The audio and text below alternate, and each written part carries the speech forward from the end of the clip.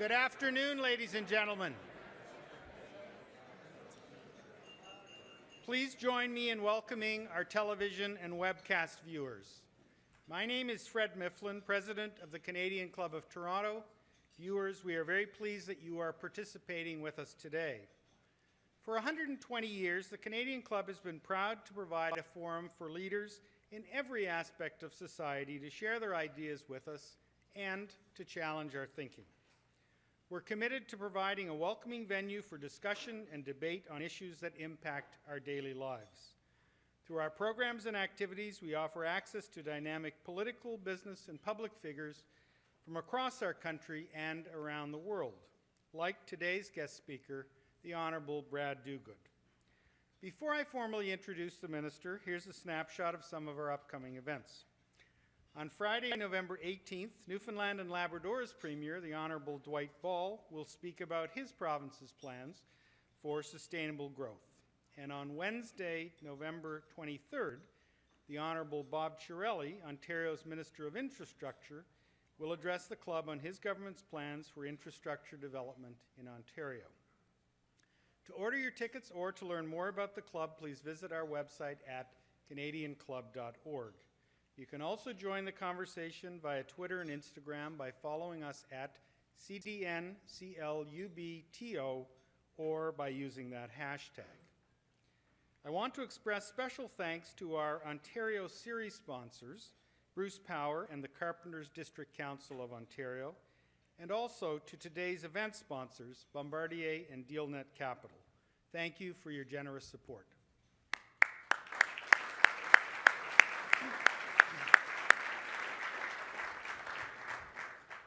And now our guest speaker. On September the 23rd, the Honourable Brad Duguid received his mandate letter from the Premier. It outlined key priorities for the Queen's Park veteran in his role as Minister of Economic Development and Growth. To summarize, he is to help grow a strong, innovative economy that provides employment and opportunity for all. No easy task. From an economic perspective, the Ministry of Economic Development and Growth reports that there is positive growth. As we all know, we live in an age of constant change. Many factors can slow or accelerate growth, including the investment climate and changing technology. We're pleased that Minister Duguid is with us today to share his vision for how the business community and government can partner to drive economic growth. The MPP for Scarborough Centre has worked on fostering economic growth in a number of key ministerial portfolios. Prior to his current role, he was Minister of Economic Development, Employment and Infrastructure, and Minister of Training, Colleges and Universities. He's also served as Ontario's Minister of Economic Development and Innovation. He was instrumental in the creation of Bill 11 that focused on job creation and investment. That bill helped to establish the Southwestern Ontario Development Fund and the Eastern Ontario Development Fund. In all of his ministerial roles, he has been committed to building partnerships and promoting Ontario as an ideal place to work, invest, and thrive. He's been one of our province's strongest economic advocates. Minister, welcome. The Canadian Club of Toronto's podium is yours. I can't believe you didn't mention the Canadian Club.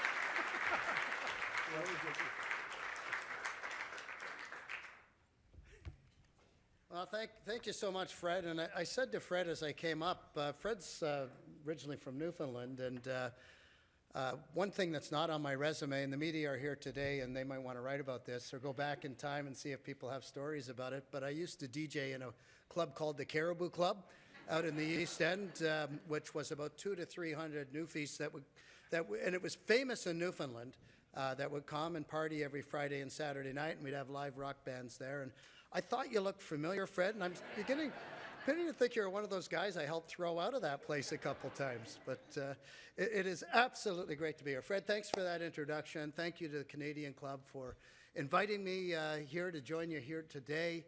You know, there's been so many important, gifted speakers that have been on this podium. You almost made me nervous when you said, 120-year-old club, and you think back to those 120 years.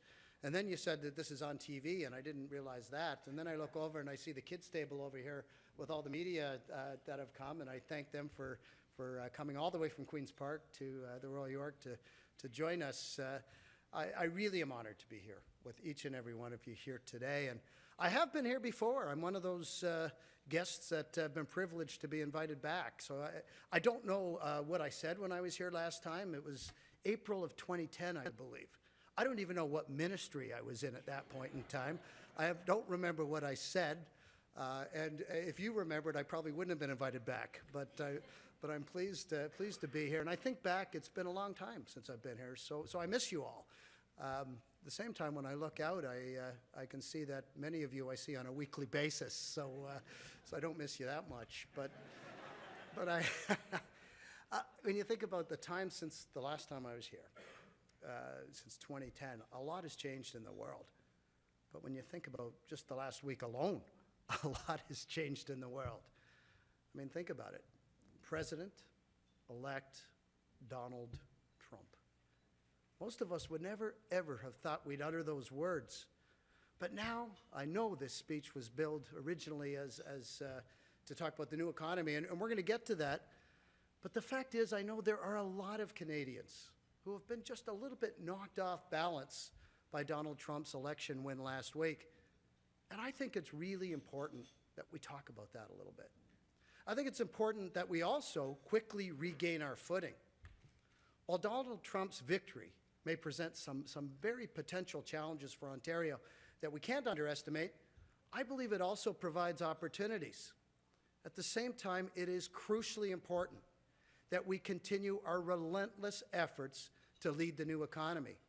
We must not be deterred or thrown off in any way by the reality that Donald Trump will soon be sworn in as the 45th President of the United States of America. I believe there's a lot to be learned from the election results south of the border. It may be that when we think about it, that we seem quite different than the U.S. I think Canadians often think of ourselves as being quite different, and in many ways we are. But let's not kid ourselves. There are more similarities than there are differences. Some of what we've seen in the U.S. can also apply to Ontario, and I think directly apply to Ontario and Canada for that matter. I believe that part of Donald Trump's election victory stems from the fact that too many people felt left behind by the changing domestic and global economy. Some folks, in fact, I would say many folks, are feeling anxious about their place in this new economy and the prospects for them and their children. I believe we'd be foolish to assume that this anxiety that was felt in the U.S. isn't present in our own backyard as well. Frankly, incumbent governments, I believe everywhere, must recognize that there is a real fundamental disconnect between what folks are feeling and the economic indicators that many of us here in this room often talk about. I can tell you as Minister of Economic Development that Ontario's economy is beyond any doubt doing very well these days. Since the depths of the recession in 2009, Ontario's gained 242,000 net new jobs. We're up 235% since the recession in jobs. And while we've seen a troubling rise in precarious work that really cannot be ignored, the fact remains that those new jobs are good jobs. 3/4 of them are in the private sector. 75% of those new jobs pay wages that are above the average. 90% of those jobs are full-time jobs.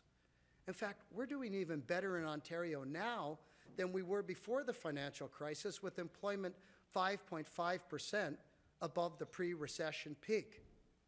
The unemployment rate, as was mentioned in the economic statement yesterday, is at 6.4%, the lowest it's been since the global recession. And it's been lower than the national average for 18 consecutive months. On Monday, our finance minister indicated that Ontario's GDP growth was going to be projected to be 2.5% this year, better than most advanced countries. In fact, Ontario led the G7 for growth in the first half of this year. So there's really no way to argue against the fact that Ontario's economy overall is strong and is growing.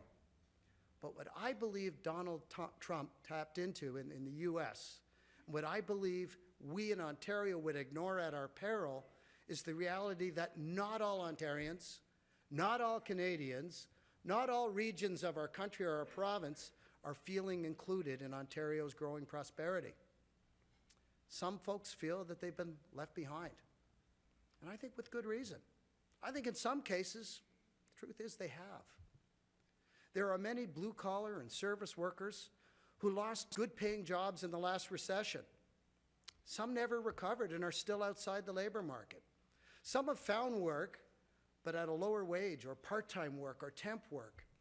Even those who kept or regained their old jobs have sometimes felt as though their incomes have not risen with the cost of living, and they too feel like they've been left behind.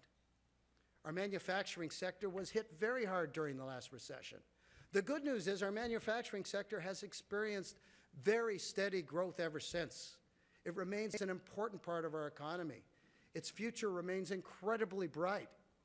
But the world has changed, and manufacturing has had to change with it. The truth is, some manufacturing jobs will simply not come back. And it's not because of free trade agreements. That's a convenient excuse or a target. It's really not a lack of sales, product sales or production. That's not what's impacting these jobs, because much of that is back. In fact, in some cases, in record numbers. So as I share accurate assessments of Ontario's economy, as I express optimism and confidence in our economic future, as I have every reason to do, the reality is I must also be aware that there is a significant segment of folks who are anxious about their present and future prospects. An impressive 6.4% unemployment rate is no comfort to someone who has just seen their job replaced by technology. In the U.S., they're at a 4.9% unemployment rate. That's not bad. But when you think about it, that didn't seem to matter on election night last week. President Obama's election plan was fairly successful. Millions of people were lifted out of poverty by good-paying jobs. But in Pennsylvania, in Michigan, in Wisconsin, in Ohio, there are a number of folks who simply feel left out, and that they didn't have anyone in office speaking for them. In my view, that cannot be ignored. I believe that Donald Trump's campaign struck a chord with Americans who feel disconnected from the economic growth that most others are experiencing. And I think we here in Ontario can learn from that. But we can't romanticize past growth. And by that I mean we can't simply just roll back the clock, and we can't go back to the good old days. We just can't go back to the good old days. It's not possible. What we need to do is plan, build, and excel to be leaders in the good new days ahead. That's what Premier Wynne is doing here in Ontario. That's what Prime Minister Trudeau is doing for Canada. That's what President Obama has been doing for America, and that ultimately is what I believe Donald Trump will try to do as well. Accepting change in our economy and society is not enough. We must drive it to stay one step ahead of it. The alternative is to fall behind, become redundant in today's economy. And so, in Ontario, I'm pleased to say that we choose to lead. At the same time, we cannot leave those folks behind who feel disconnected or frightened by that new economy. We must ensure that they too have a voice. We must ensure that they too have hope for themselves and their kids. Look, we can't change global economic reality. We can't slow down technological disruption, nor do we want to. We can't pretend it would all go away if we close ourselves off and stop trading with the rest of the world.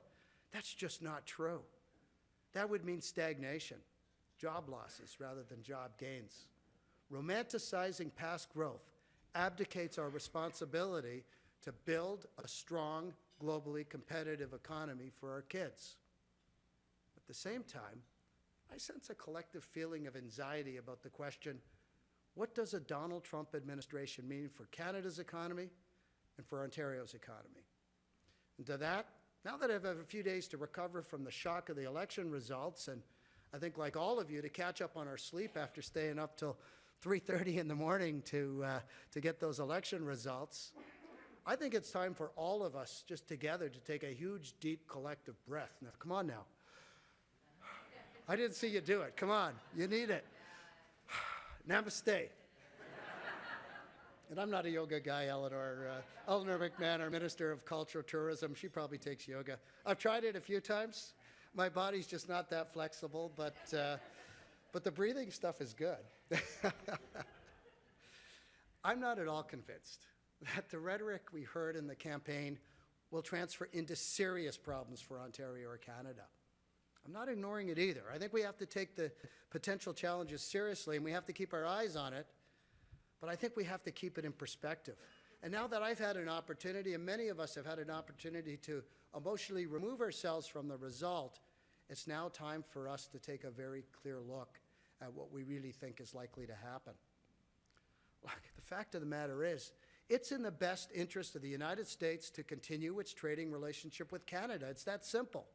President-elect Donald Trump signaled directly in his first speech, and that was that early morning speech, that he would work in the best interests of the U.S.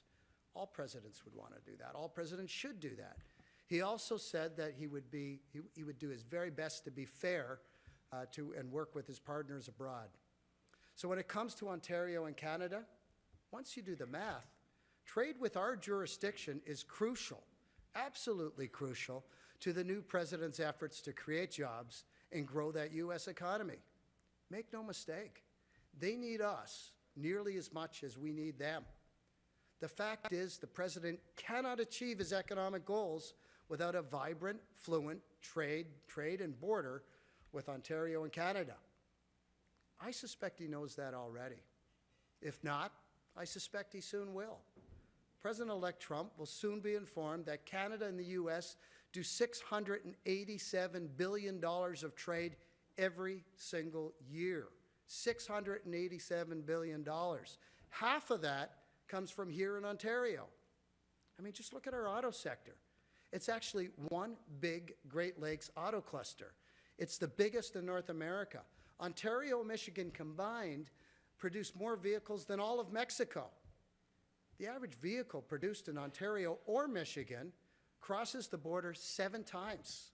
Just go back and forth 7 times before it rolls off the line. That's the U.S.-Canada, the Michigan-Ontario trade relationship in action. That's why Premier Wynne recently signed an agreement with Michigan Governor Snyder, who was just as eager to sign the agreement, and is a Republican, by the way, to grow that sector together. It would only hurt both of us to put up barriers to that kind of trade. U.S. politicians understand that. All of the Republicans elected along with Donald Trump understand that too. And if the new administration fails to see this, and if they decide they still want to build walls, we in Ontario plan to continue building bridges. Bridges to the U.S., both literally and figuratively. Bridges to all the world markets, whether it's building bridges to Europe through CETA to open up their $18 trillion market to Ontario businesses, or whether it's pursuing opportunities in the expanding economies of the Pacific Rim, which the Premier and I will be going over to in the next couple of weeks on a trip to Japan and Korea with a number of Ontario businesses. We need to keep aggressively pursuing those markets. We should always be pursuing those markets, no matter who the President of the United States is. That being said, I'd argue our biggest challenge is not foreign competition, nor is it trade at all. Our biggest challenge today will come from technological disruption. I mean, just look at the retail sector. People are moving to online purchasing in huge numbers. Last Friday, Alibaba did $24 billion in online sales for its Singles Day, a world record sales record. That means selling $1 billion of product every single hour. That's incredible. Every sector in every part of our economy globally is in a full-fledged state of technological disruption. We here in Ontario are in a unique position to have a globally competitive strength in almost every one of those areas of opportunity. We're leaders in artificial intelligence. We're leaders in sensors. We're leaders in supercomputing. We're leaders in robotics. We're leaders in fintech. We're leaders in bioscience. And we're the global leader in quantum physics. That's a pretty good place to be as the global economy is fast disrupting. Our world-class tech, entrepreneurial, and research talent, our globally competitive tax rates and R&D tax credits, and our thriving business climate are simply undeniable. We've become a globally competitive hotbed of talent and disruptive technology.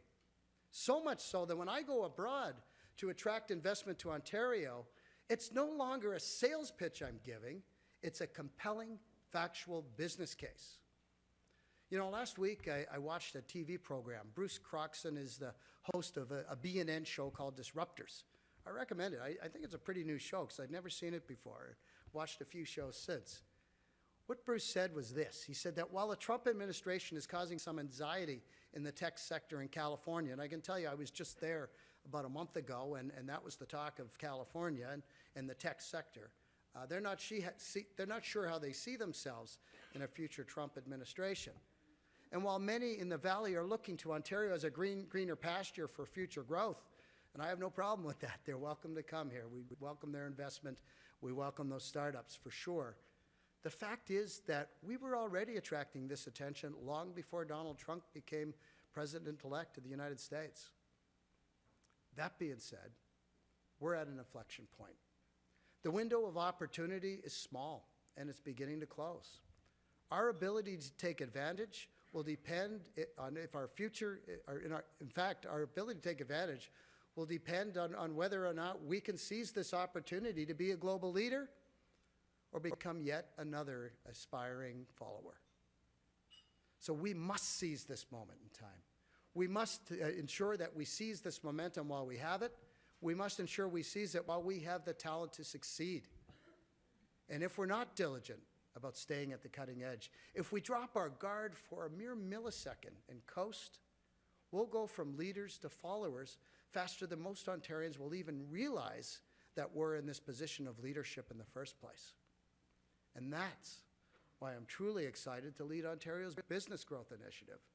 Now, Business Growth Initiative sounds like just another government program or a gimmick or some kind of buzzwords.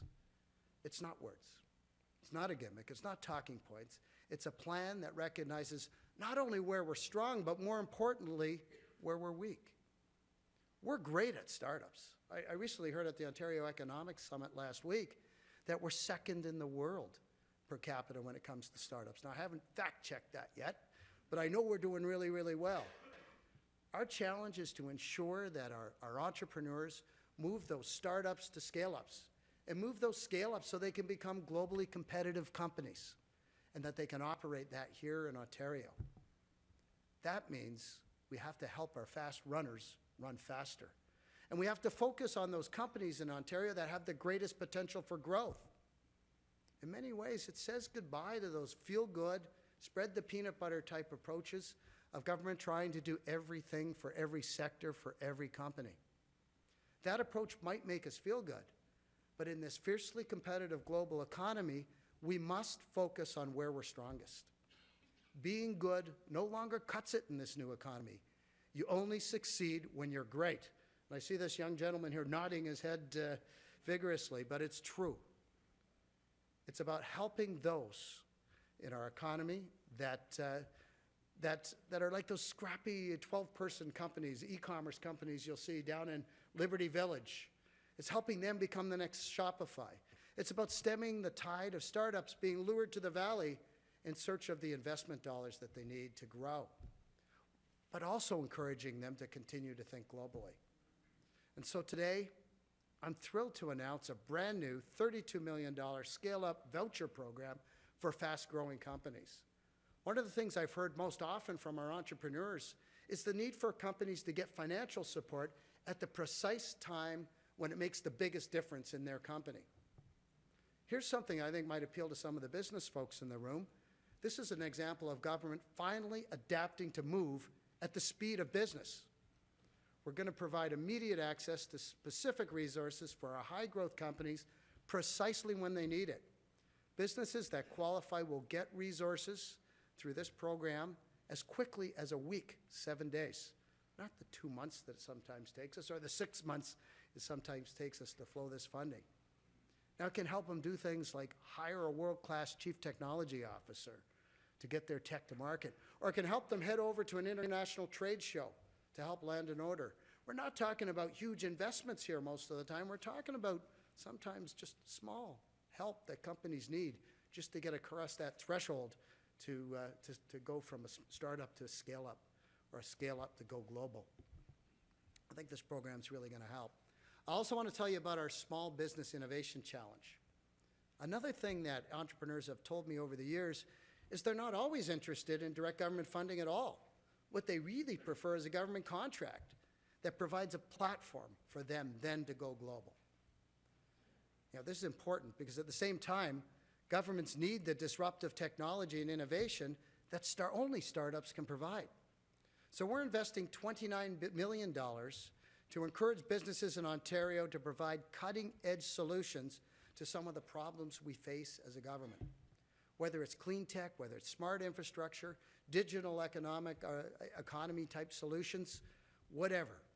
These are areas where government needs help, and we need to move beyond some of our traditional problem solvers to tap into some of that incredible creativity that's happening right under our nose here in the province of Ontario.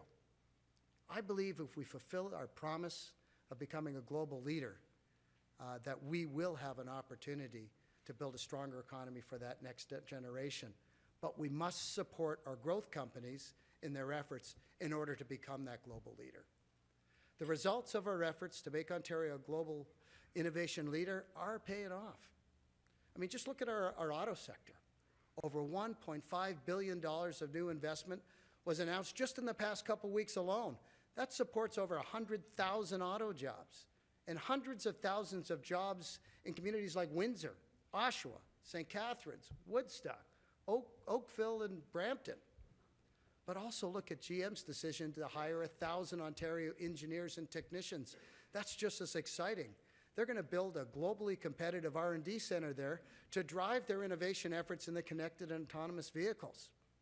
And then look at Ford's recent partnership with BlackBerry's QNX to drive their innovation efforts in the connected car. QNX Platforms, a company here in Ontario that emerged through BlackBerry, can now be found in 75% of the cars around the world. Look at Thomson Reuters' decision to move their CEO and head office from New York to Toronto to be close to our world-class fintech talent. Look at the MOU between Ontario and Quebec, staking out ground in the $19 trillion market for 5G technology. Look at our partnership with IBM that's providing incubator and scale-up opportunities for disruptive tech startups just a few blocks from here in Toronto. Or look at our partnership with Johnson & Johnson and their J-Labs incubator for bioscience startups in Mars. Look at Mars. 2 office towers, chock full of innovation, creativity, research, and next-generation growth potential. Look at incubators, tech drivers like Communitech, 111, Ryerson's Digital Media Zone. Look at the flood of innovative global companies investing in Ontario to be close to that innovation talent. Companies like Google, Slack, Amazon, Facebook, IBM, Microsoft, Cisco, right? Cisco. And I could name many, many more, and there are many here in this room that qualify for that as well. Or look at our Made in Ontario growth companies like OpenText, Shopify, QNX, Click, Think Research, Thelmic Labs, Quantum Valley. I met a company this morning that's going with the Premier and I to Japan and Korea called SOTI. I would have thought I would have known of this company. They're growing at 46, they grew at 46% growth this year. They're on their way to growing beyond that for next year. A tech company that's doing really well here. Based in Ontario, but in 7 other jurisdictions already in the world. That's what I call going global, and that's what I call scaling. They're the companies that are going to drive Ontario's economy into the future. This truly is a special moment for Ontario. There's no question. But our choice is clear. We either step up and boldly seize this opportunity to be one of the leading innovation hubs in the world, or we sit back and let that opportunity and that window before us today completely shut. Our ability to pass on a vibrant economy to our kids hangs in the balance.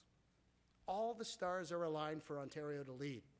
Our business growth initiative is already paying dividends by driving innovation, by scaling up our fast runners, and making Ontario an easier place to do business. We're really trying to get that job done. But we need to bring all of our people along on this. We need to ensure that Ontarians are aware of just how critical it is to drive these changes. And as the U.S. election pointed out, we must find ways to ensure that all Ontarians can benefit and feel part of our global economy.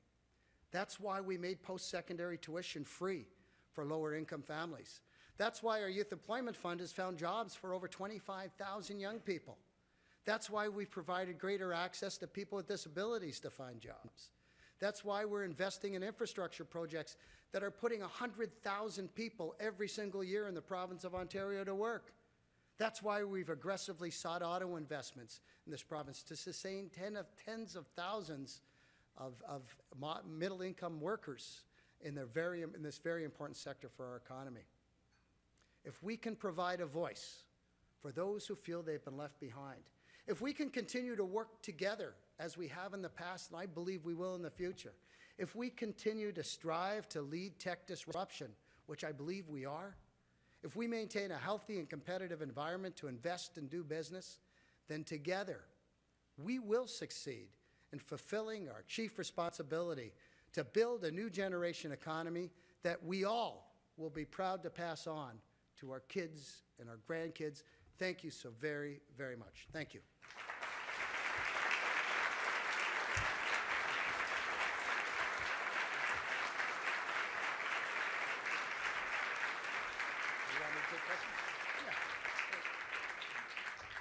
The minister has agreed to take some questions, so if you have a question, raise your hand, and we'll get a mic to you, and he'd be happy to answer anything. See if this is working. There we go. And I insisted on working away from the podium there so I can be a little closer to you. Don't be shy. Mike, I'm not going to know everybody's names in the room. I just happen to know Mike. So Minister, maybe I can do it without the mic, but I'll give you mine. All right. Okay. So, you know, really a wide-ranging discussion, and you laid out so many issues, and you know, like a lot of resonance with myself. You mentioned the next generation, kids, Communitech. So I'm thinking about my two kids that are in Kitchener-Waterloo and seeing the changes that are taking place in our community and the economy.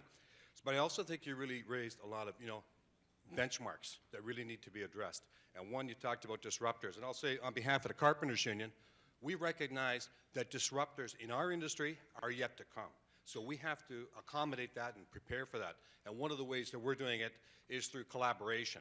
And over the history of my experience in the construction industry, collaboration hasn't always been the key priority, but it really is there. So I just want to use that to segue to a rather innovative approach around collective bargaining, and that was with Unifor and the auto sector. And I think that that's had some positive impact. And what would your comments be on that approach in terms of what Unifor has done in terms of ensuring that investment is made in Ontario? Well, that's an excellent question. I mean, let me say that I don't remember a time where I've seen business, labor, and government working so closely together. In particular, going through those labor negotiations, they weren't easy.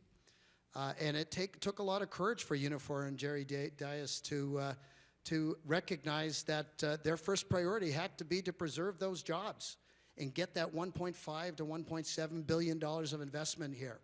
And he had to convince his members that that had to be their first priority. And his members all went along with him and all ratified those votes, which was absolutely critical. So having that partnership is really important. But very important to those negotiations and discussions was the knowledge in the boardrooms in Detroit for those three companies that they had a government in Ontario and a government in Canada that was there if they needed us. Not all of those investments are going to require government support. Some of them will. And we're in discussions with those companies now as to what may well come forward. But without that government support, without governments that are supportive in many other ways as well, in terms of working on things like driving disruptive technology so that those companies can drive their very important disruptive technology from here in Ontario, All of that was a contributor to being able to land those investments, and will be a contributor to landing future investments down the road with those companies. Absolutely important. The second thing I have to say, Mike, because you're with the carpenters, is thank you for the work that you guys do in this province. It is so important, and I didn't talk about the skilled trades here in my speech because that they're included. When we talk about our business community, the trades are an important part of that. And I can tell you, I'm now putting my money where my mouth is, because one of my sons, who I thought was destined to go to law school, is now studying to be construction engineering, and the other one's taking HVAC. So now they're, and the one that was moving from being a lawyer to construction engineer, I almost tried to talk him out of it until he said, "Dad, I've listened to some of your speeches about the trades, and that applies to me too, right? It should be a first choice." And I said, "You're right." And actually, I'm really happy he's chosen that career path. But important part of our economy, for sure. Clap for the trades.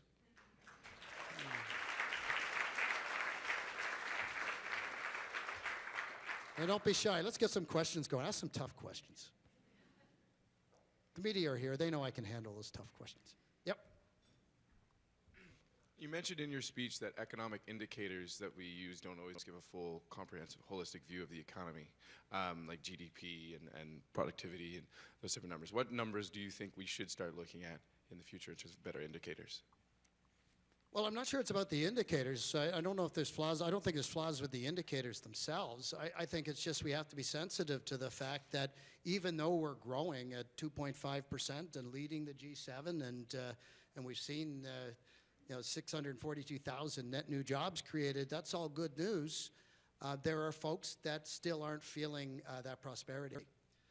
So I think there's two things that come out of that. One is we need to continue to ensure that those folks know that they have a voice, not just at Queen's Park, but in Ottawa as well.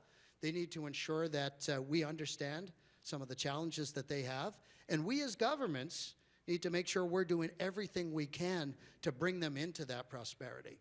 And I mentioned a few of the things that we're doing that I think it would appeal to that demographic. You know, the lower tuition cost is a real help to those kinds of families. And the investments we make with the auto sector.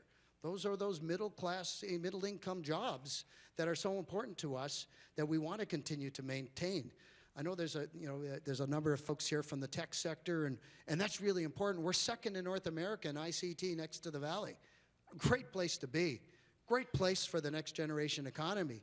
But we also are a very strong industrial economy here, and we can do both because they're both interconnected now. And if we're leading in disruptive technology in auto and in robotics and sensors, we can continue to be a leader in manufacturing as well. Because manufacturing, Ian Howcroft was here, and I think he's just slept out. But he'll tell you, our manufacturing sector is a great place to have a career, and a great place, and it's growing. But there's a public perception that that we have dying industries.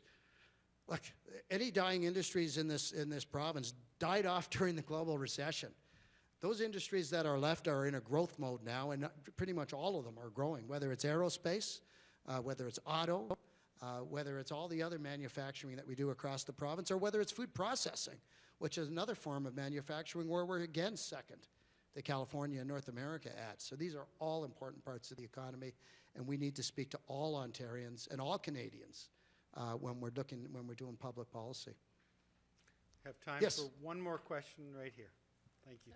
Hi, Minister. Thanks very much for your speech and for the timely reminder, I think, of what we have to start thinking about after the Trump election. We're in the college sector, and the day after the election, there was a 70% increase in inquiries about coming to Ontario colleges from the U.S. So clearly some opportunities. And I guess to my point, supposedly there may be an enormous trillion-dollar investment in infrastructure in the U.S. in the coming years. Do you think that there may be value, or there's a way to marry the economic agenda to the post-secondary agenda in Ontario and see if we can't encourage young people to come here for school and then find a way to keep them here to help staff up our highly skilled workforce? Well, I think it's always important to try to encourage people, not just from the U.S., but all over the world to come here, and we do a reasonably good job of that. Our colleges and our universities are doing fantastic work internationally. and they're recognized as among the top institutions anywhere in the world today, which is fantastic. And it's important because many of those young people are the best and brightest talent in the world, that when they come here, they don't want to go back home, they stay.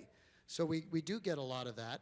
I would say that more of a priority to me would be appealing to the 500,000 Canadians currently residing in the Silicon Valley area in California. And many of them, as they've gone down there as single people with their startups and been very successful, are now having families. And many of them are thinking about, because I go down there a lot, and I do speak to those folks a lot. Many of them are thinking now that they're feeling a little homesick, that they want to be closer to their families as they grow families themselves. They're very successful people that bring a lot of investment dollars with them. And many of them are thinking of doing their next startups here. Many of them have moved their companies here.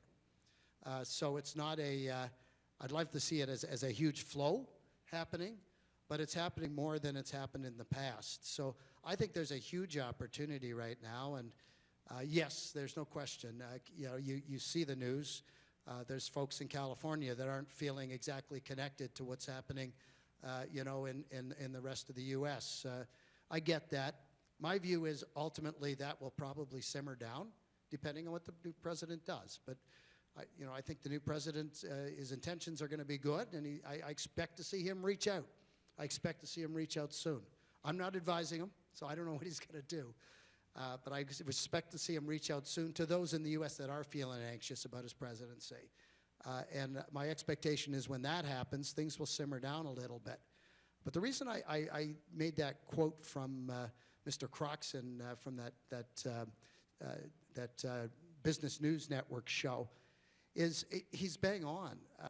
There has been a very significant interest and flow of investment coming up from the Silicon Valley to Ontario in recent years. Venture capital funding now is up 251% in Ontario, and I think that's just over the last 4 or 5 years, which is significant. Now in the Valley, they're up about 700%.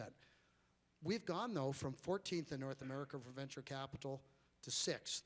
So what that tells me is that we're now seeing, we are the fastest moving innovation market in North America, and we're seeing that. I can tell you that. I'm a politician. Of course, I'm economic development minister. I'm going to tell you that. But dollars aren't looking for votes, and dollars aren't looking for your support.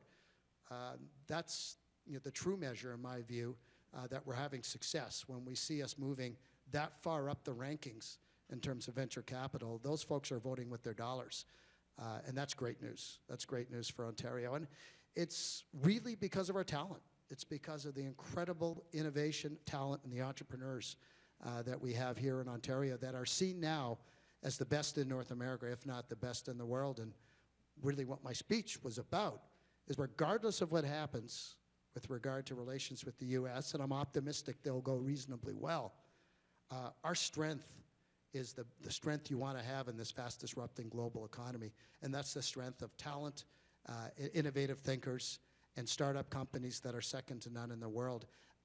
I don't think there's any other strength that I'd rather have as an economic minister, and that's what gives me cause for absolute optimism for our ability as a generation to pass on an economy to that next generation that may even be stronger than the one that we inherited. So I think that's a good time to close. Perfect. It sounded Thank like you. Thank you.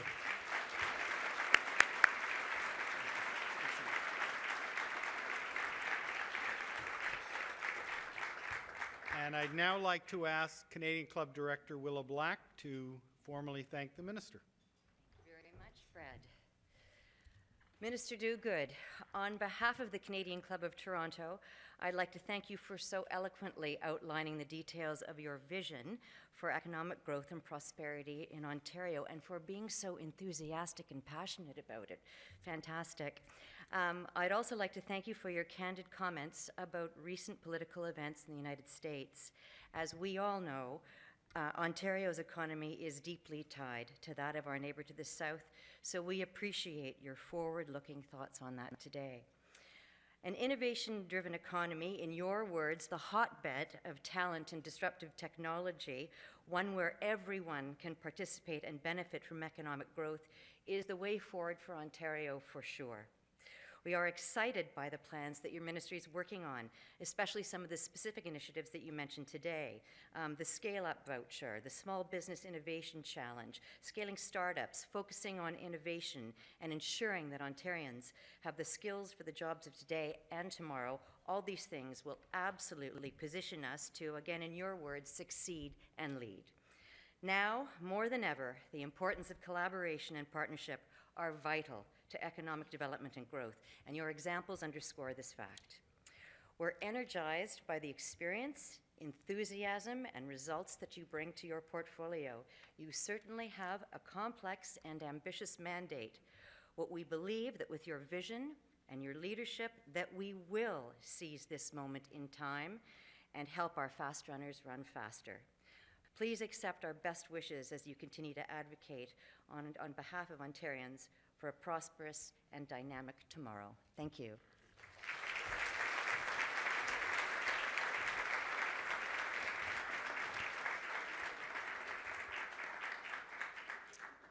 Thanks, Willa. I also want to express my thanks, Minister, for your strong support for economic development in Ontario, and in particular for your unknown DJ skills. I really appreciated that. I also want to extend another round of thanks to our Ontario series sponsors, Bruce Power and the Carpenters District Council of Ontario, and also to today's event sponsors, Bombardier and DealNet Capital. Thank you very much.